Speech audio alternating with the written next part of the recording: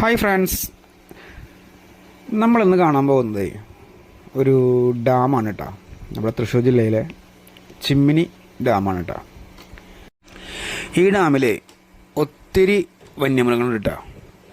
ആനയൊക്കെ ഇഷ്ടം പോലെയാണ് ഈ കാട്ടിൽ. പിന്നെ ഈ ഡാമിൻ്റെ ഉള്ളിൽ മാത്രമല്ല, ഡാമിലേക്ക് വരുന്ന വഴിയിലും ഇഷ്ടം പോലെ കാട്ടാനയുടെ സ്പോട്ട് ചെയ്യാനുള്ള നല്ലൊരു കിടിലൻ റൂട്ട് തന്നെയാണ് കേട്ടോ.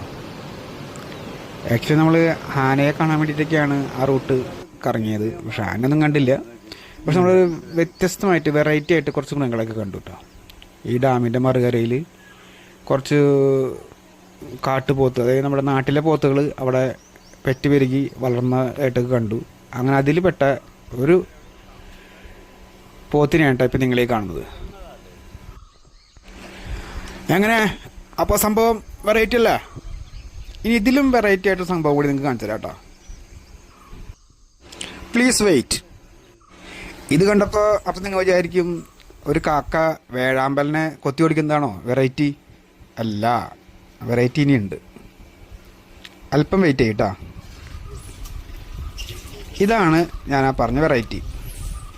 ഒരു മലയണ്ണാൻ മരത്തിൻ്റെ മുകളിൽ നിന്ന് താഴേക്ക് ഇറങ്ങി താഴെ പോയി ഉറുമ്പുകളുടെയോ ചെതലിൻ്റെയോ കൂട്ടിലോ തലയിട്ട് 2-3 മിനിറ്റ് നേരം നിൽക്കുന്നത്.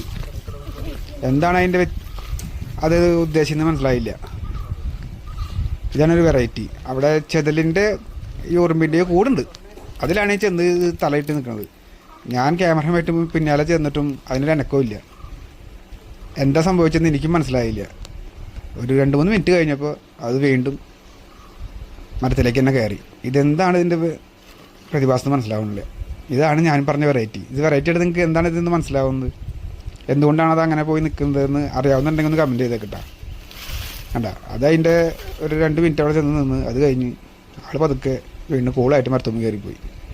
ഇതാണ് ഞാൻ പറഞ്ഞ വെറൈറ്റി. അപ്പോൾ അത്രയേ ഉള്ളൂ. Thank you.